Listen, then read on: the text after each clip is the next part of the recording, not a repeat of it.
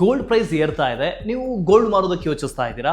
Weight, 1 ನಿಮಿಷ weight ಮಾಡಿ, ಇಲ್ಲದಿದ್ರೆ ಇನ್ಕಮ್ ಟ್ಯಾಕ್ಸ್ ನೋಟಿಸ್ ಬರ್ಬೋದು. ಮೊದಲಿಗೆ ಹೋಲ್ಡಿಂಗ್ ಪೀರಿಯಡ್ ಚೆಕ್ ಮಾಡಿ. ನೀವು 24 ತಿಂಗಳ ಒಳಗೆ ಗೋಲ್ಡ್ ಸೆಲ್ ಮಾಡಿದ್ರೆ ಅದನ್ನ ಶಾರ್ಟ್ ಟರ್ಮ್ ಕ್ಯಾಪಿಟಲ್ ಗೇನ್ ಅಂತ ಕನ್ಸಿಡರ್ ಮಾಡಲಾಗುತ್ತೆ. ನಿಮ್ಮ ಇನ್ಕಮ್ ಸ್ಲ್ಯಾಬ್ ಪ್ರಕಾರ ಟ್ಯಾಕ್ಸ್ ಅಪ್ಲೈ ಆಗುತ್ತೆ. ಆದರೆ ನೀವು 24 ತಿಂಗಳ ನಂತರ ಗೋಲ್ಡ್ ಮಾರಿದ್ರೆ ಲಾಂಗ್ ಟರ್ಮ್ ಕ್ಯಾಪಿಟಲ್ ಗೇನ್ ಆಗುತ್ತೆ. ಆಗ ಕೇವಲ 12.5% ಟ್ಯಾಕ್ಸ್ ಅಪ್ಲೈ ಆಗುತ್ತೆ.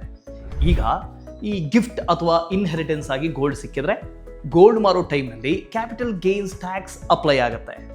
ಆದರೆ cost price previous owner purchase price ಆಗಿರುತ್ತೆ. ಅಂದರೆ ಯಾರಿಂದ ನೀವು ಗೋಲ್ಡನ್ನ ಗಿಫ್ಟ್ ಪಡೆದಿರ್ತೀರಾ ಅವರು ಪರ್ಚೇಸ್ ಮಾಡಿದಂಥ ಪ್ರೈಸ್ ಆಗಿರುತ್ತೆ. ಈಗ ಏಪ್ರಿಲ್ 1, 2001ಕ್ಕಿಂತ ಮೊದಲು ಗೋಲ್ಡ್ ಖರೀದಿ ಮಾಡಿದರೆ ಕ್ಯಾಪಿಟಲ್ ಗೇನ್ಸ್ ಕ್ಯಾಲ್ಕುಲೇಟ್ ಮಾಡುವಾಗ ನೀವು ಆ್ಯಕ್ಚುಯಲ್ ಪರ್ಚೇಸ್ ಪ್ರೈಸ್ ಅಥವಾ ಏಪ್ರಿಲ್ 1, 2021 ಫೇರ್ ಮಾರ್ಕೆಟ್ ವ್ಯಾಲ್ಯೂ ಅದರಲ್ಲಿ ಯಾವುದು ಹೆಚ್ಚಿದೆಯೋ ಅದನ್ನು ಯೂಸ್ ಮಾಡ್ಬೋದು.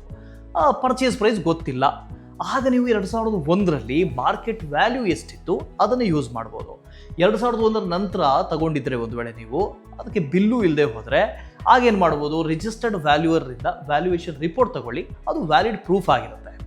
ಈಗ ಟ್ಯಾಕ್ಸ್ ಸೇವ್ ಮಾಡೋದು ಹೇಗೆ ಅಂತ ಹೇಳ್ತೀನಿ ಕೇಳಿ, ಇದು ವೆರಿ ಇಂಪಾರ್ಟೆಂಟ್. ಗೋಲ್ಡ್ ಮಾರಿದ ಹಣವನ್ನು ರೆಸಿಡೆನ್ಷಿಯಲ್ ಪ್ರಾಪರ್ಟಿಯಲ್ಲಿ ಇನ್ವೆಸ್ಟ್ ಮಾಡಿದ್ರೆ ಸೆಕ್ಷನ್ 54F ಅಡಿಯಲ್ಲಿ ಟ್ಯಾಕ್ಸ್ ಎಕ್ಸಂಪ್ಷನ್ ಸಿಗುತ್ತೆ. ರೂಲ್ ಸಿಂಪಲ್ ಆಗಿದೆ. 1 year within selling or 2 years after selling ನೀವು ಪ್ರಾಪರ್ಟಿ ಖರೀದಿ ಮಾಡಬೇಕು, ಅಥವಾ 3 ವರ್ಷದ ಒಳಗೆ ಕನ್ಸ್ಟ್ರಕ್ಟ್ ಮಾಡ್ಬೋದು. ಆದರೆ ಟೈಮ್ಗೆ ಪ್ರಾಪರ್ಟಿ ಬೈ ಮಾಡ್ಲಿಕ್ಕೆ ಆಗಲಿಲ್ಲ, ಆಗೇನು ಮಾಡ್ಬೋದು ಅಂದರೆ ಕ್ಯಾಪಿಟಲ್ ಗೇನ್ಸ್ ಅಕೌಂಟ್ ಸ್ಕೀಮ್ನಲ್ಲಿ ಹಣ ಡೆಪಾಸಿಟ್ ಮಾಡಿ ನಿಮ್ಮ ಟ್ಯಾಕ್ಸ್ ಬೆನಿಫಿಟ್ ಕಂಟಿನ್ಯೂ ಆಗುತ್ತೆ. ಇದೆಲ್ಲದರ ಮಧ್ಯೆ ಒಂದು ಇಂಪಾರ್ಟೆಂಟ್ ವಾರ್ನಿಂಗ್: ಗೋಲ್ಡ್ ಸೆಲ್ ಮಾಡಿದಾಗ 2 ಲಕ್ಷಕ್ಕಿಂತ ಹೆಚ್ಚು ಕ್ಯಾಶ್ನಲ್ಲಿ ನೀವು ತಗೊಂಡ್ರೆ 100% ಪೆನಾಲ್ಟಿ ಇಂಪೋಸ್ ಆಗಬಹುದು. ಅಂದರೆ ನೀವು ಪಡೆದ ಕ್ಯಾಶ್ನಷ್ಟೇ ಪೆನಾಲ್ಟಿ ಕೂಡ. ಯಾವಾಗಲೂ ಬ್ಯಾಂಕ್ ಟ್ರಾನ್ಸಾಕ್ಷನ್ ಮಾಡಿ. ಇದೇ ಥರದ ಇನ್ನಷ್ಟು ವಿಡಿಯೋಗಳಿಗಾಗಿ ಗ್ರೋ ಕನ್ನಡ ಫಾಲೋ ಮಾಡಿ.